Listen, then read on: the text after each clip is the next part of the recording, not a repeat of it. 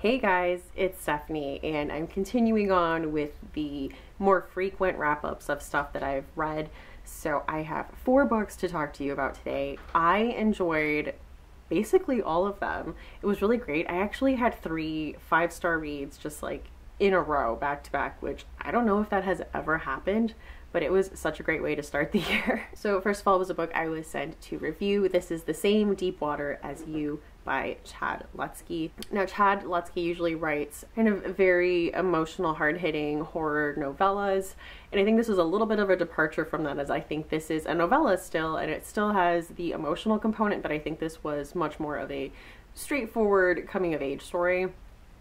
And this centers around our 19-year-old protagonist, Jax, who is hanging out with his friends and skateboarding. He comes in contact with quite a few tragic events that cause him to grow up and kind of reevaluate his life and what he's doing. And I really liked it. I really liked the relationship with the group in this book. It felt very lived in. Like, these were people that were joking around and they had known each other. I think my only really issue with this is that I would have wanted it to be a little longer so that the big events that happened would have hit a little harder. Like, I would have wanted a little more time to get to know certain characters so that when things happen to them, I think I have a little more investment in them. But other than that, I really enjoyed it. This was like very 90s, and all of the chapter titles are songs by The Cure. So it was really good, and I definitely want to check out more of his stuff because I've never actually read one of his horror books, and because this was the first thing I've read by him. So I definitely want to check out more of his stuff for sure. So that is The Same Deep Water as You by Chad Lutzke. This should also already be available for purchase. The next book I read was a gigantic graphic novel that is My Favorite Thing is Monsters by Emil Ferris. I started this last year when it was announced as a Bram Stoker Award nominee. I think it won for graphic novel, but I'm not sure. And so I got it then, but I didn't finish it in time, and then I returned it and completely forgot about it until a few weeks ago. And so I picked it up again and I kind of refreshed where I was at, but I got right back into the story and just absolutely loved it. There are so many layers to this. I really love the artwork in here. Let me find one weirdly, like without nudity. But just the way it's done. It's kind of like a notebook on like lined paper.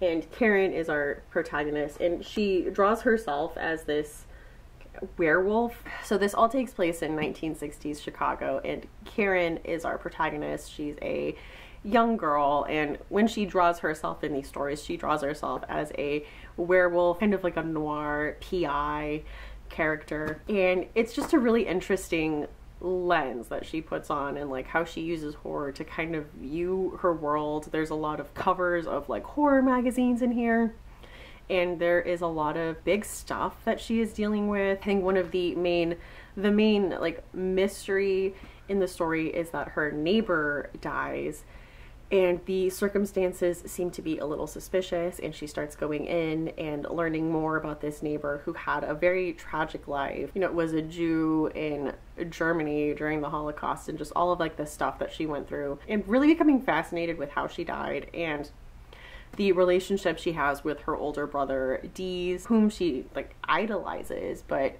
by the end comes to terms that he may have done some stuff that she doesn't approve of, and just their changing circumstances and dealing with being, you know, like a poor minority during this time, and historical events that were happening, like the assassination of JFK and Martin Luther King Jr. I just really enjoyed the way that it was done. I'm already in line for volume 2 that should be coming out in September, I think, and I just can't get enough of it. I really liked it. So that was My Favorite Thing is Monsters by Emil Ferris. So the next book I listened to as an audiobook because I saw on Twitter that there had been some casting news for the adaptation, and it was a book that had been on my TBR for a long time, and it was kind of just sitting there, and that announcement really just gave me the push, like, okay, well, now is the time to listen to it. And that was The Devil All the Time by Donald Ray Pollock. This follows quite a few different stories, but it is one of those books where like all those threads end up coming together in interesting ways. One of the stories you're following is a man whose wife is very sick, and he becomes fanatic in his interpretation of the Bible and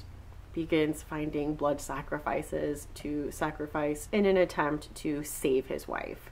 And just the dark escalation of that. You have Arvin, who was recently orphaned and sent to live with his grandmother. You have a traveling preaching duo that have done some shady things. You have a corrupt sheriff. You have a married couple who are serial killers and are traveling the country targeting hitchhikers.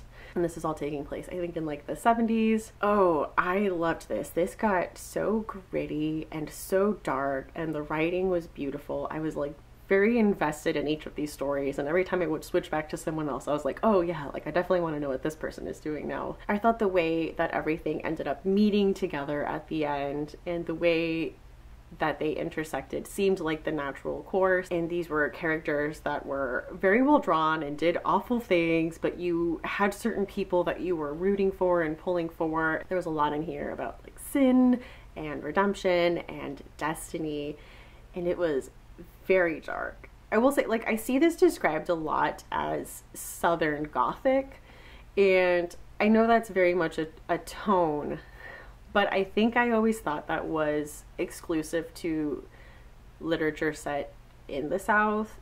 And this takes place in Ohio and West Virginia, which are not the South. While it does have that grittiness and that criticism of like long-held institutions and traditions that usually goes along with Southern Gothic, I didn't know if there was like another genre for this, but I guess Southern Gothic fits the tone, though I would say geographically it does not fit it. But I'm really excited about the adaptation. There's like Chris Evans and Tom Holland are going to be in it, which I think at the moment it seems like this is a little too dark for anything I have seen either of them in so far, but I'm curious to see how this goes. It's going to be on Netflix, so they don't necessarily have to hold back anything.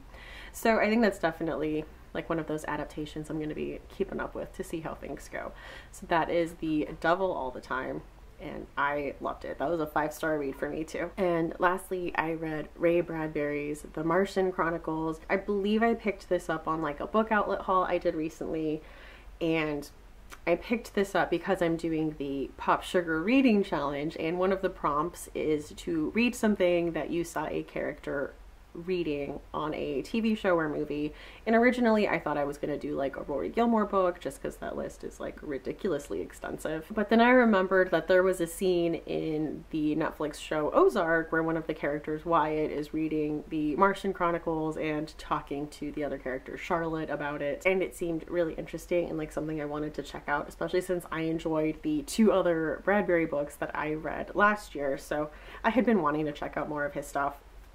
This is a short story novel where you are about humans colonizing Mars. This takes place in like the early 2000s, but it was written in the 1950s. And I just thought it was really great. It dealt with, you know, the downside of colonizing, in that in this world, like, humans go to Mars and they erase what are like centuries of this beautiful culture that now humans will never understand. It's just gone and it's lost, and they go to Mars and they put down their suburbs and just things they are familiar with and just really destroy this planet and just kind of want what they're used to but here in this new place. Just really all the facets of that. Some of the stories are from interesting perspectives and take interesting turns. There's like a bit of a timeline, so there's, before you do get some stories that are from, you know, original Martian POVs about like humans coming in and what happens, and then you have kind of the first humans colonizing, and then you have after, and so you're following a timeline and from people who have lived on Mars and what was going on Earth. I just really loved it. It makes me want to read everything by Ray Bradbury now. I think he might be a new favorite author of mine because I just really enjoyed this. And I remember someone on Twitter asked for read-alikes for The Twilight Zone, and I also said, yeah, me too. Like, I would also love if anyone has any recommendations that are read-alikes to The Twilight Zone. Keelan Patrick Burke said this, and I 100% see it. The tone, and maybe it's because it's around the same time that it was written, and I know that Ray Bradbury did write, I think, like at least one episode of The Twilight Zone, but just the stories and the way that everything pans out definitely felt very Twilight Zone-y to me in like the best way possible. So I absolutely loved this book. It's another 5-star book for me. I just absolutely loved it. And I'm sorry if I'm rambling. I find it so much harder to talk about books that I loved than to talk about books that I didn't like, and I'm just pointing out everything I didn't like. I feel like it's just incoherent gushing when I love something. So those were the books I read. I'm not going to do what's up next because I am planning to do a formal TBR for Women in Horror Month, the read along, and of course Black History Month. So I will have a formal February TBR going up once I pick up my books from the library. So keep a lookout for that. Thank you so much for watching, and let me know if you've read any of these books and if you have any opinions on my opinions. Thank you so much for watching. I hope to see you again soon. Bye.